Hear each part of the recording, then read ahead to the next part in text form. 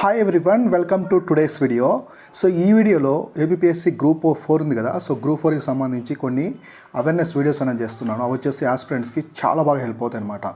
So మీకు subject wise కావచ్చు, అలాగే ఎగ్జామ్స్ పరంగా క్వశ్చన్స్ ఎలా ఉంటాయి, సిలబస్ కావచ్చు, ప్రతి ఒక్కటి క్లారిటీగా ఎక్స్ప్లెయిన్ చేస్తూ ఉన్నాను. అవన్నీ చూడండి. సో చాలామందికి బుక్ లిస్ట్ అనేది చాలా డౌట్గా ఉందన్నమాట. సో బుక్ లిస్ట్ అనేది ఎలా ఉంటుంది, సో ఏ బుక్స్ అనేవి బాగుంటాయి గ్రూప్ 4కి అంటే నేను వచ్చేసి కొన్ని సిలబస్ అవి చూసి కొన్ని బుక్స్ అనేది చూశాను. అవి మన వీడియో డిస్క్రిప్షన్లో పెట్టాను అనమాట, ఆ బుక్స్ ఏవేంటి అని. సో మీకు హెల్ప్ అయ్యే పని అక్కడి నుంచి మీరు బై చేసుకోవచ్చు, అక్కడి నుంచి మీరు బుక్స్ తీసుకోవచ్చు. చూడండి, ఆ బుక్స్ ఒక సబ్జెక్ట్కి మీరు ఒక బుక్ మాత్రమే ప్రిఫర్ చేయండి. ఒక సబ్జెక్ట్కి ఒక బుక్ మాత్రం ప్రిఫర్ చేయండి, 2 బుక్స్ చదవద్దు. ఒక బుక్నే చాలా క్లారిటీగా నీట్గా చదువుకోండి. వెరీ డెప్త్గా కూడా వెళ్ళొద్దు అనమాట. సబ్జెక్ట్ మనకి మీకు గ్రూప్ 4కి ఎంతవరకు అవసరమో అంతవరకే ఆ స్టాండర్డ్లోనే చదవండి, నీట్గా ఉంటుంది. సో బుక్స్ అయితే నేను రెఫరెన్స్ బుక్ లిస్ట్ ఇంపార్టెంట్ పెట్టాను, డిస్క్రిప్షన్లో చూడండి. సో ఇవాల్టి వీడియోలో సో గ్రూప్ 4కి సంబంధించి 9th సిలబస్ ఉంది కదా, జనరల్ స్టడీస్. సో జనరల్ స్టడీస్లో వాళ్ళు 9th ఏమి ఇచ్చారంటే 9th 1 sustainable development environment production ఇచ్చారనమాట. సో సస్టైనబుల్ డెవలప్మెంట్ ఎన్విరాన్మెంట్ ప్రొడక్షన్లో సో ఎన్విరాన్మెంట్ ప్రొటెక్షన్ అలాగే సస్టైనబుల్ డెవలప్మెంట్లో ఎటువంటి టాపిక్స్ ఉంటాయి, సో ఆ టాపిక్స్ ఎలా అడుగుతారు, ఎటువంటి టైప్ ఆఫ్ క్వశ్చన్స్ ఉంటాయి అనేది ఈ వీడియోలో మీకు క్లియర్గా ఎక్స్ప్లెయిన్ చేస్తాను. వీడియో చివరి వరకు చూడండి. సో అలాగే మన ఛానల్లో ఉన్న కంటెంట్ మీకు నచ్చితే ఛానల్ని సపోర్ట్ చేయండి, మెంబర్షిప్లో జాయిన్ అయ్యి. సో నెక్స్ట్ చూసుకుంటే మీకు మోస్ట్ ఫోకస్డ్ టాపిక్స్ ఎలా ఉంటాయి, దీంట్లో ఈ టాపిక్స్ ఎలా ఉంటాయి, మల్టీ డైమెన్షనల్ రీడింగ్ ఎలా చదవాలి, అంటే ఒక టాపిక్ని డిఫరెంట్ వ్యూలో ఎలా చదవాలి, అంటే క్వశ్చన్స్ అనేవి డిఫరెంట్ వ్యూస్లో అడుగుతూ ఉంటాను అనమాట ఒక టాపిక్ మీద. కాబట్టి ఎలా చదవాలి, ఫాలో ట్రెండ్స్ అంటే రీసెంట్ ట్రెండ్స్ ఏమున్నాయి అంటే ఈ రెండు ఒకటేలా ఉంటాయన్నమాట. So current events, following trends, recent trend following అంటారు కదా. సో టైప్ ఆఫ్ క్వశ్చన్స్ ఎలా ఉంటాయి. ఇది ఎలా అంటే ఫాలో ట్రెండ్స్ అనేది 2010లో ఎలా అడిగారు, సో 1998 ఎలా ఉన్నది పేపరు, ఇప్పుడు 2020లో ఎలా అడిగారు, 2021కి ఎలా ఉన్నది అనేది ఇక్కడ ఇంపార్టెంట్ అనమాట. సో నెక్స్ట్ కరెంట్ ఈవెంట్స్ ఎలా అడుగుతారు, వీటిలో ఎక్కువ కరెంట్ ఈవెంట్స్ అడగడానికి ఛాన్స్ ఉంది. ఈ టాపిక్ ఉంది కదా, సస్టైనబుల్ డెవలప్మెంట్ ఎన్విరాన్మెంట్ ప్రొటెక్షన్లో ఎక్కువ వచ్చేసి కరెంట్ ఈవెంట్స్ అడగడానికి ఛాన్స్ ఉందన్నమాట. అవి కరెంట్ ఈవెంట్స్ ప్లస్ స్టాటిక్ ఉంటాయి, 2 ఉంటాయి, స్టాటిక్ డైనమిక్. ఇప్పుడు క్లియర్గా డిస్కస్ చేసుకుందాం వీడియోలో వచ్చేసి. సో ఇక్కడ వచ్చేసి ఇంపార్టెంట్ టాపిక్స్ ఏమున్నాయి మనకి సస్టైనబుల్ డెవలప్మెంట్లో మనకి ఏమున్నాయి. మామూలుగా సస్టైనబుల్ డెవలప్మెంట్ గోల్స్ మనకి 17 ఉంటాయన్నమాట. 17 గోల్స్ ఉంటాయి, అది అందరికీ తెలిసిందే. సో ఇందులో మామూలుగా ఇన్ఈక్విటీలో గ్రోత్ ఉంటుంది కదా. సో మనకి గ్రోత్ అనేది ఇన్ఈక్వల్గా ఉంటుంది అనమాట, అదొకటి కూడా important. So loss of biodiversity గురించి కూడా చాలా ఇంపార్టెంట్. బయోడైవర్సిటీ పరంగా ఎటువంటి లాస్ ఉన్నది కరెంట్ ఈవెంట్స్లో మీకు వస్తూ ఉంటాయి అనమాట, అవన్నీ చూసుకోండి. సో క్లైమేట్ చేంజ్ ఉంది కదా, సో క్లైమేట్ చేంజ్కి సంబంధించి చాలా ఇంపార్టెంట్. మనకి గవర్నమెంట్ కొన్ని కన్వెన్షన్స్ తీసుకొస్తూ ఉంటుంది ఇంటర్నేషనల్ వైడ్. క్లైమేట్ చేంజ్ అంటే 2 డిగ్రీ సెల్సియస్ కంటే ఎక్కువ టెంపరేచర్ అనేది ఇంక్రీజ్ కాకూడదు. ఇంక్రీజ్ అయితే ఏమవుతుందంటే సో సముద్ర మట్టం పెరిగి మొత్తం చిన్న దీవులు అవన్నీ ఉంటాయి కదా, అవన్నీ మునిగిపోతాయి అనమాట. సో సబ్మెర్జ్ అయిపోతాయి, అవన్నీ సముద్రంలో సబ్మెర్జ్ అయిపోతాయి. సో కాబట్టి ఇటువంటి కూడా క్లైమేట్ చేంజ్ పరంగా కూడా చాలా ఇంపార్టెంట్ చూసుకోండి. Climate change ever green topic అనమాట. సో ఇది ప్రతి ఒక్క ఎగ్జామ్లో, అది ఎస్ఎస్సి కావచ్చు, state PCS, UPSC, groups exams ఏదైనా సరే అడుగుతూనే ఉంటారు. క్లైమేట్ చేంజ్ చాలా ఎవర్ గ్రీన్ టాపిక్. అది ఆబ్జెక్టివ్ అయినప్పటికీ లేదా డిస్క్రిప్టివ్ అయినా క్లైమేట్ చేంజ్ అనేది ఒక టాపిక్ అనేది అడుగుతూ ఉంటారు. So next intellectual property rights. So IPRs ఉన్నాయి కదా, intellectual property rights. So intellectual property rights ఏమేమి ఉంటాయంటే మనకి ఇవి ఉంటాయన్నమాట, copyrights, patents, so industrial design, so trademarks, ఇంకా మనకి జాగ్రఫికల్ ఇండికేషన్ వెరీ ఇంపార్టెంట్ ఇది. సో జాగ్రఫికల్ ఇండికేషన్ ఉంది కదా, సో జిఐ ట్యాగ్ అంటారు కదా, జాగ్రఫికల్ ఇండికేషన్. సో ఇది వచ్చేసి కొన్ని రీజన్స్లో కొన్ని మ్యానుఫ్యాక్చరింగ్ ప్రొడక్ట్స్, అగ్రికల్చర్ ప్రొడక్ట్స్కి ఇస్తూ ఉంటారు అనమాట. న్యాచురల్ ప్రొడక్ట్స్ మనకి తిరుపతి లడ్డు కావచ్చు, ఆంధ్రప్రదేశ్ సంబంధించి పోచంపల్లి కాతు, సో ఇంకా మనకి కలంకారీ ఉంది కదా, శ్రీకాళహస్తి కలంకారీ, అట్లాంటి జిఐ ట్యాగ్ ఉంటాయి అనమాట వాటికి ప్రొడక్ట్స్. జిఐ రిజిస్ట్రీ ఎక్కడ ఉంది, మన ఇండియాలో వచ్చేసి చెన్నైలో ఉంటుంది అనమాట జిఐ రిజిస్ట్రీ. సో ఎన్ని సంవత్సరాలు వ్యాలిడిటీ ఉంటుంది, ఇట్లాంటి సింపుల్ థింగ్స్గా ఉంటాయి అనమాట. సో అవన్నీ చూసుకోండి. నెక్స్ట్ ఎన్విరాన్మెంట్ ప్రొటెక్షన్ కావచ్చు, సస్టైనబుల్ డెవలప్మెంట్ మీద వెరీ ఇంపార్టెంట్ కాన్సెప్ట్ వచ్చి ఎర్త్ సమ్మిట్. సో 1972లో ఎర్త్ సమ్మిట్ వచ్చేసి 1972లో సో రియో జనీరో ఉంది కదా మనకు వచ్చేసి బ్రెజిల్లో జరిగిందనమాట. సో జనీరో ఉంది కదా, వచ్చేసి అక్కడ ఆ ప్లేస్లో జరిగింది. చాలా ఇంపార్టెంట్ ఇది ఎర్త్ సమ్మిట్ అనేది, చాలా ఇంపార్టెంట్. మనకి June 5th ఎవరి ఇయర్ ఎన్విరాన్మెంట్ డే అనేది జరుపుతుంటారు కదా, ఎర్త్ డే అని. సో అది కూడా ఇక్కడి నుంచే వచ్చిందనమాట. సో ఎర్త్ డే అనేది 1972 జరిగింది. సింపుల్గా దాని యొక్క థీమ్ ఏంటి, ఏ ఇయర్లో జరిగింది, ఏ ప్లేస్లో జరిగింది. సో నెక్స్ట్ వచ్చేసి ఏ రోజుని ఎర్త్ డేగా పిలుస్తాము మనం, సింపుల్గా అలా చూసుకోండి. సో నెక్స్ట్ క్యోటో ప్రోటోకాల్ అంటే ఏంటి, సో ఇది ఎక్కడ జరిగింది, దీని యొక్క థీమ్ ఏంటి, సో దీని యొక్క లక్ష్యం ఏంటి, సో ఏ కంట్రీస్ ఉన్నాయి, మెంబర్ అనేది ఇండియా అనేది ఇక్కడ పార్టిసిపేట్ చేస్తుందా లేదా, ఇట్లాంటివి చూసుకోండి. So next 6th 1 very important. So వీటిలో కల్లా so number of times questions అని అడుగుతూ ఉంటారు అనమాట కాంపిటేటివ్ ఎగ్జామ్స్లో. రామ్సార్ కన్వెన్షన్, సో దీని గురించి నేను చాలా వీడియోస్ చేస్తున్నాను మన ఛానల్లో. సో మనకి రీసెంట్గా వచ్చేసి 12 రామ్సార్ సైట్స్ ఇండియాలో వచ్చేసి 12 రామ్సార్ సైట్ అని గుర్తించారనమాట.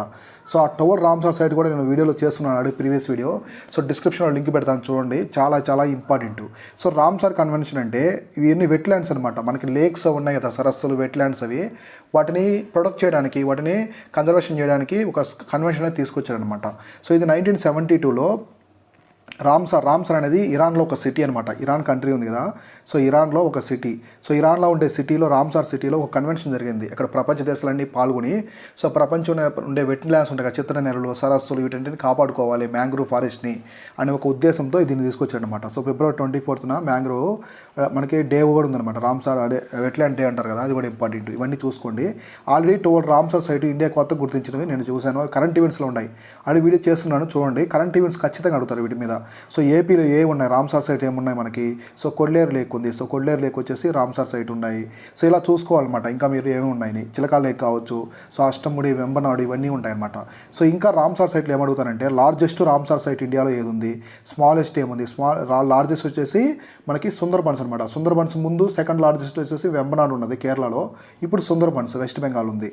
సో ఇప్పుడు స్మాలెస్ట్ వచ్చేసి రేణుకా వెట్లాండ్ మనకి హిమాచల్ ప్రదేశ్లో ఉంటుంది అనమాట. సో ఉత్తరాఖండ్, హిమాచల్ ప్రదేశ్ అక్కడ కొన్ని వెట్లాండ్స్ ఉంటాయి, అవి కూడా చూసుకోండి.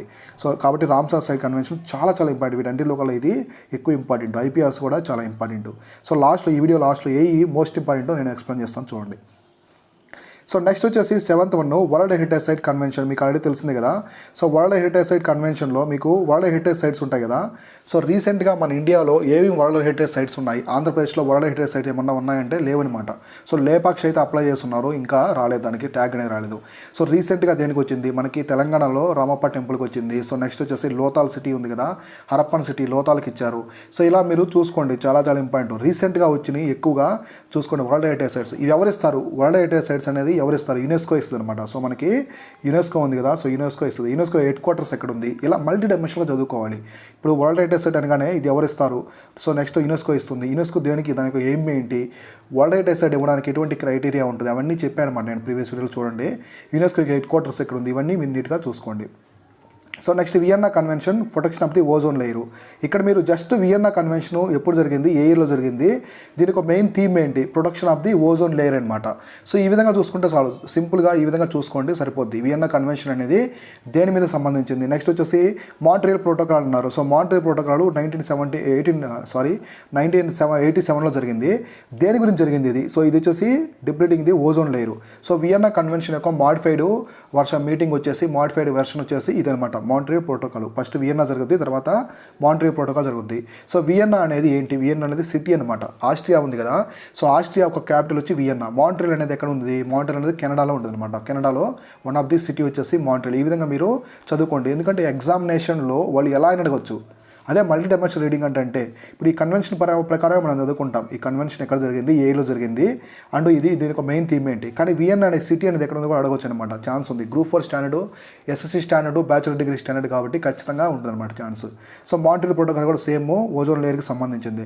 నెక్స్ట్ బేషల్ కన్వెన్షన్ జరిగింది. బేషల్ కన్వెన్షన్ అనేది దేనికి సంబంధించింది, సో ఏలో జరిగింది, దీని ఒక మెయిన్ థీమ్ ఏంటి, ఇవన్నీ సింపుల్గా చూసుకోండి, మీరు ఎక్కువ డెప్త్కి వెళ్ళకుండా సింపుల్గా చూసుకోండి. నెక్స్ట్ స్టాక్హోమ్ కన్వెన్షన్ ఉంది, పర్సిస్టెంట్ ఆర్గానిక్ పొల్యూటెంట్స్, పిఓపీస్ ఉంటాయి కదా. సో మనకి పిఓపీస్ ఉంటారు, పర్సిస్టెంట్ ఆర్గానిక్ పొల్యూటెంట్స్ అని, వీటి మీద కన్వెన్షన్ జరిగిందనమాట. వీటిని తగ్గించాలి, సో ఇది పర్యావరణానికి హాని చేస్తుందని ఒక ఉద్దేశంతో 2001లో స్టాక్హోమ్లో జరిగింది. స్టాక్హోమ్ అనేది ఎక్కడ సిటీ, ఏ కంట్రీకి సంబంధించింది, సో స్వీడన్కా, డెన్మార్కా, ఇలా మీరు చూసుకోవాలన్నమాట నీట్గా, ఏ టు జెడ్ ప్రతి ఒక్కటి క్లియర్గా చూసుకోండి. సో నెక్స్ట్ చూసుకుంటే, సో 12th వన్ వచ్చేసి మీనామాటా కన్వెన్షన్. సో మీనామాటా కన్వెన్షన్ అనేది దేనికి, సో కన్వెన్షన్ అనేది దేనికి సంబంధించింది, సో కన్వెన్షన్ దేనికి సంబంధించి 2013లో జరిగిందనమాట. సో ఈ మీనామాటా కన్వెన్షన్ అనేది దేనికి, సో కొన్ని ఉంటాయన్నమాట, లెడ్ ఇలా ఉంటాయి కదా మనకి, కాపర్కి సంబంధించిన కొన్ని, సో సిలికాను ఇలా ఉంటాయి కదా లెడ్, వాటికి సంబంధించినటువంటి ఎలిమెంట్స్ పర్యావరణానికి హాని చేస్తున్నాయి అనమాట. ఇవన్నీ ఎక్కడ ఉంటాయంటే మనకు వచ్చేసి ఈ వేస్ట్ ఉంది కదా, సో ఎలక్ట్రానిక్ వేస్ట్, ఈ వేస్ట్ ఉంది కదా, సో ఈ వేస్ట్ నుంచి వస్తాయన్నమాట. ఈ సిలికాన్ కావచ్చు, లెడ్, సో కొన్ని సోడియంకి సంబంధించినవి, కొన్ని వచ్చేసి మనకి కొన్ని వేస్టేజ్ ఉంటాయన్నమాట. ఈ వేస్టేజ్ ఇవి చాలా హాని చేస్తాయి పర్యావరణానికి. ఇలాంటి కన్వెన్షన్స్ కూడా మీరు చూసుకోవాలి, చాలా ఇంపార్టెంట్.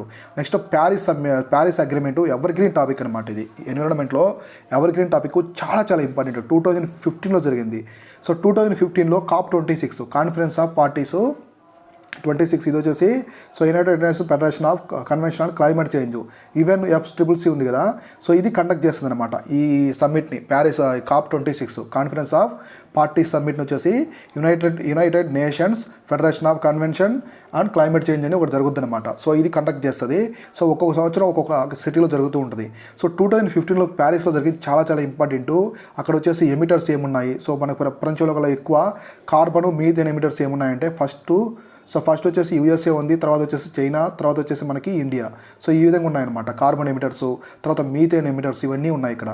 సో ఇంకా ప్యారిస్ సమ్మిట్లో వచ్చేసి ISA పెట్టారు. సో మనకి Indian prime minister Narendra Modi and మనకి ఫ్రాన్స్ అధ్యక్షుడు ఉన్నాడు కదా, సో మార్కాను. సో వాళ్ళ వచ్చి ISA పెట్టారు. ISA అంటే ఇంటర్నేషనల్ సోలార్ అలయన్స్ అనమాట. ఇంటర్నేషనల్ సోలార్ అలయన్స్ అంటే దీంట్లో ఏం చేశారంటే మామూలుగా ట్రోపిక్ ఆఫ్ క్యాన్సర్ ఉంటుంది కదా, ISAలో ఏం చేశారంటే ISA ఇంటర్నేషనల్ సోలార్ అలయన్స్. దీనికి హెడ్ క్వార్టర్స్ ఎక్కడ ఉంది, చాలా ఇంపార్టెంట్ ఇది. హెడ్ క్వార్టర్స్ వచ్చి గురుగ్రామ్ ఉంది కదా, సో గురుగ్రామ్ అంటాం కదా, సో గురుగ్రామ్ హర్యానాలో ఉందన్నమాట. సో గురుగ్రామ్లో ఉంది ఇంపార్టెంట్. సో ISA యొక్క మెయిన్ థీమ్ ఏంటంటే మనకి ఎర్త్ ఉంది కదా, సో ఎర్త్. సో ఇది భూమధ్య రేఖ, ఇది వచ్చేసి మనకి కర్కట రేఖ, ఇది మకర రేఖ. సో ఎగ్జాక్ట్గా ఈ కర్కట రేఖకి మకర రేఖకి మధ్యలో ఉండే కంట్రీస్ అన్ని ISAలో మెంబర్స్ అంటే జాయిన్ అవుతాయి అనమాట. సో ఎందుకంటే సూర్యుడు ఇక్కడ నుంచి ఇక్కడ వరకే సూర్యకాంతి అనేది ఎక్కువ ఉంటుంది. సో తర్వాత మనకి హైయర్ లాటిట్యూడ్స్లో ఇవి ఉన్నాయి కదా ఎక్కువ మనకి అక్కడ ఉండవు అనమాట. మనకి ఆర్కిటిక్ వలయం అంటార్కిటిక్ వలయంలో సూర్యుడి కాంతి అనేది ఎక్కువ ఉండదు. కాబట్టి సోలార్ పవర్కి సంబంధించింది కాబట్టి ISA ఈ కంట్రీసే ఉంటాయి అనమాట. ఈ కంట్రీసే ఉంటాయి మనకి. ఎక్కడంటే Tropic of Cancer 23 degrees of north, అలాగే సౌత్ లాటిట్యూడ్ ఉన్నాయి కదా. సో కర్కట రేఖ ట్రోపిక్ ఆఫ్ క్యాన్సర్ అండ్ మకర రేఖ ట్రోపిక్ ఆఫ్ క్యాప్రికాను. సో ఈ రెండు మధ్యలోనే ఉంటాయి అనమాట ఈ కంట్రీస్. సో చాలా మెంబర్స్ ఉన్నాయి. హెడ్ క్వార్టర్స్ వచ్చేసి గురుగ్రామ్ హర్యానాలో ఉంది. ఇది కూడా మీరు చూసుకోవాలి, చాలా important. So next COP26 Glasgow నిన్న రీసెంట్గా జరిగింది, మనకి ఈ ఇయర్లో జరిగింది 2021లో. సో నవంబర్లో జరిగిందనమాట. సో గ్లాస్గో అనే దాంట్లో జరిగింది. గ్లాస్గో అనేది ఎక్కడంటే మనకి స్కాట్లాండ్ ఒక సిటీ అనమాట. సో గ్లాస్గో అనేది స్కాట్లాండ్ ఒక సిటీ.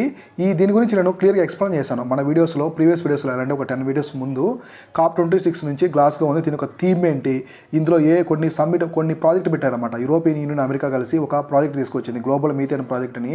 చాలా ఇంపార్టెంట్. అందులో ఇండియా అయితే జాయిన్ అవ్వలేదు. సో దాంట్లో చాలా ఇంపార్టెంట్ కీవర్డ్స్ అన్నీ నేను ఎక్స్ప్లెయిన్ చేస్తాను, అవి కూడా చూడండి. సో ఫస్ట్లో చెప్పాను కదా ఇంట్రడక్షన్లో మీకు 17 ఉంటాయన్నమాట. సో మనకి 17 ఉంటాయి. ఈ సస్టైనబుల్ డెవలప్మెంట్ కోసం మొత్తం 17 ఉంటాయి. వాటి థీమ్స్ ఏంటి, సో ఫస్ట్ది ఏంటి, సెకండ్ది ఏంటి, 15th ఏంటి, ఇలా మనకి పావర్టీ కావచ్చు, hunger strike, so environmental protection ఇలా ఉంటాయన్నమాట. అవి గుర్తుపెట్టుకోండి. ఎందుకంటే ఈ 17 నుంచి ఖచ్చితంగా 1 or 2 క్వశ్చన్స్ అయితే అడుగుతారనమాట. సో మనకి సస్టైనబుల్ డెవలప్మెంట్ నెంబర్ 5 వచ్చేసి దేనికి సంబంధించింది, సస్టైనబుల్ డెవలప్మెంట్ గోల్ 17 దేనికి, సో 6 దేనికి, 5 దేనికి, ఇలా కూడా అడుగుతారనమాట ఇంపార్టెంట్. నెక్స్ట్ యాక్ట్స్ ఏమున్నాయి, సో ఎన్విరాన్మెంటల్ ప్రొటెక్షన్కి సంబంధించి కొన్ని యాక్ట్స్ పెట్టిందనమాట. ఇండియన్ గవర్నమెంట్కి సంబంధించిన యాక్ట్స్ ఉంటాయి. సో అది వచ్చేసి మనకి wild life protection act, so wild life protection environment protection act, so 1982 ఇలా ఉంటాయి కదా. బయోడైవర్సిటీ యాక్ట్ ఎప్పుడు పెట్టింది, సో ఫారెస్ట్ యాక్ట్ ఎప్పుడు ఉంది, ఇవన్నీ చాలా ఇంపార్టెంట్ అనమాట మనకి.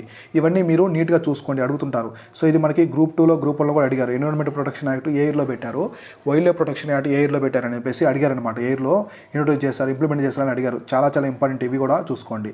సో నెక్స్ట్ స్కీమ్స్ అనమాట. గవర్నమెంట్ ఎటువంటి స్కీమ్స్ తీసుకొస్తుంది ఈ సస్టైనబుల్ డెవలప్మెంట్కి, అలాగే ఎన్విరాన్మెంట్ ప్రొటెక్షన్కి సంబంధించి ఎలాంటి స్కీమ్స్ అనేది తీసుకొస్తుంది, ఇది కూడా చాలా ఇంపార్టెంట్. ఇట్లాంటివి కూడా అడుగుతారనమాట. కాబట్టి ఈ టాపిక్స్ ఉంటాయి కదా మీకు, ఇవన్నీ మీరు కవర్ చేసుకోవాలి. ఇవన్నీ మీరు కవర్ చేశారంటే మీకు ఓవరాల్గా సస్టైనబుల్ డెవలప్మెంట్ అండ్ ఎన్విరాన్మెంట్ ప్రొటెక్షన్లో మీకు నీట్గా A to Z ప్రతి ఒక్కటి కవర్ అయిపోద్ది అనమాట. సో ఇప్పుడు చెప్పాను కదా మీకు. ఇప్పుడు ఇంపార్టెంట్ టాపిక్స్ ఏమున్నాయి ఒక్కొక్కటి మీకు కొన్ని ఫోకస్ టాపిక్స్ ఎక్స్ప్లెయిన్ చేస్తాను చూడండి. సో వీటిలో బాగా ఫోకస్డ్గా ఎక్కువ ప్రిడిక్షన్ ఉన్నటువంటి టాపిక్స్ ఏమున్నాయి ఎగ్జామినేషన్ పరంగా అంటే, సో ఫస్ట్ వన్ వచ్చేసి మనకి క్లైమేట్ చేంజ్ అడిగేదానికి మ్యాక్సిమం ఛాన్స్ ఉంది. సో తర్వాత వచ్చేసి ఇంటలెక్చువల్ ప్రాపర్టీ రైట్స్ కూడా ఎక్కువ అడిగేదానికి ఛాన్స్ ఉందన్నమాట. ఇది చాలా evergreen topic. So next వచ్చేసి Ramsar convention, so Ramsar sites ఏమున్నాయి ఇవన్నీ కూడా అడుగుతుంటారనమాట ఎక్కువగా. మీరు ఇది కూడా చూసుకోండి.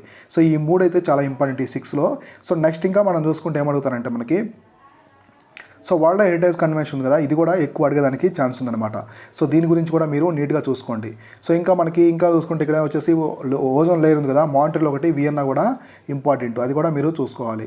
సో తర్వాత వచ్చేసి ఇక్కడ వచ్చేసి Paris agreement very important. Paris agreement, Glasgow COP26 ఉంది కదా, ఇది ఇంపార్టెంట్. 17 ఇవి కూడా ఇంపార్టెంట్. యాక్ట్స్ అండ్ స్కీమ్స్ ఈ రెండు వచ్చేసి కంప్లీట్గా కరెంట్ ఈవెంట్స్ అనమాట. సో కరెంట్ అఫైర్స్ గురించి వస్తాయన్నమాట. కాబట్టి ఇవి మీరు ఎక్కువ ఫోకస్ చేసి చదవండి. ఖచ్చితంగా ఆ టాపిక్ 9th one ఉంది కదా, sustainable development and environment protection అనేది కంప్లీట్గా మీకు కవర్ అయిపోద్ది అనమాట. సో ఈ విధంగా నేను ప్రతి ఒక్కటి తీసుకొని ఒక్కొక్కటి నీట్గా మీకు సబ్జెక్టులు లేదా టాపిక్స్ అన్ని ఎక్స్ప్లెయిన్ చేస్తూ ఉంటాను అనమాట. సో మీకు ఎవరైనా పర్సనల్ గైడెన్స్ కావాలనుకుంటే మన ఛానల్లో మెంబర్షిప్ ఉంది, జాయిన్ అవ్వండి. మన ఛానల్ యొక్క కంటెంట్ కానీ మీకు నచ్చితే ఖచ్చితంగా ఛానల్ సపోర్టర్స్గా జాయిన్ అయ్యి ఛానల్ని సపోర్ట్ చేయండి. ఫర్దర్ గ్రోత్ కోసం మన ఛానల్ని సపోర్ట్ చేయండి. So that's for today's guys. This is Shivan signing of.